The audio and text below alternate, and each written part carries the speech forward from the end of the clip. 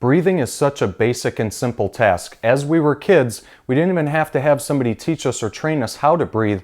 We just kind of figured it out on our own. The difficulty is, as we progress through our adolescence and become adults, we end up with movement dysfunctions and compensation patterns or injuries that ends up screwing up the way that we breathe. And if you think about it or heard the term diaphragmatic breathing, we're essentially talking about that muscle, the diaphragm, which lives in this lower abdominal region. And because it's a muscle, it needs to be trained properly to then function properly. So if you think about introducing air into the body or oxygen, we need to use that muscle predominantly to bring air in and then push the air out to turn it from oxygen into carbon dioxide. The other things about diaphragmatic breathing is that we're reducing stress and anxiety. We're able to reduce the heart rate, decrease the blood pressure, and essentially this is where your core is and lives. So essentially you're learning how to stabilize the core more when you learn how to use that diaphragm properly. All right, so I'll demonstrate how improper breathing is. It's essentially using the chest and the shoulders lifting upwards to breathe air inwards. So if you simply start with a hand on the belly and a hand on the upper chest and you take a deep breath in, you can see that my shoulders raise up, my chest expands, and then we also go into this open scissor position, which is at the ribs and the low back. So as I breathe inwards, the ribs lift upwards and there's increased space in the lower arch there of the back. So essentially we lose core stability, and that's essentially how people get injured oftentimes, is because we have no more stability. So I want you to focus on a few different things. When we are regressing the body into an easier position to do something, it's a lot easier to teach or train the body how to do something properly. So if you lay face up like so, knees bent, feet flat on the floor, this is called a hook lying position.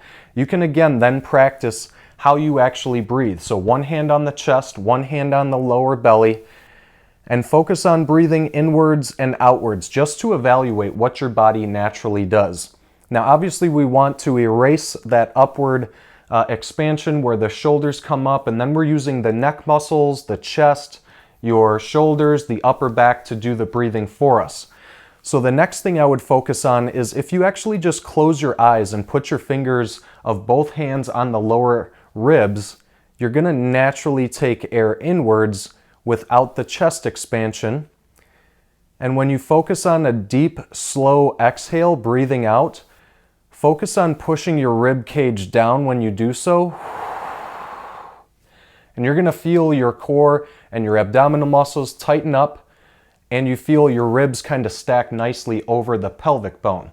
All right, so you can practice a few breaths just like so, but what we want to then move on to is learning how to fill the diaphragm as a cylinder. So you think about a cylinder going 360 degrees around. That's what we want to fill. So we actually want to see or feel that diaphragm expand front to back, but also laterally or side to side. So I actually poke the front lower portions of the abdominals and put my thumbs on the back lower portion of the abdominals while I'm in that hook lying position to then feel, can I actually fill the diaphragm into my fingers? So as I inhale deeply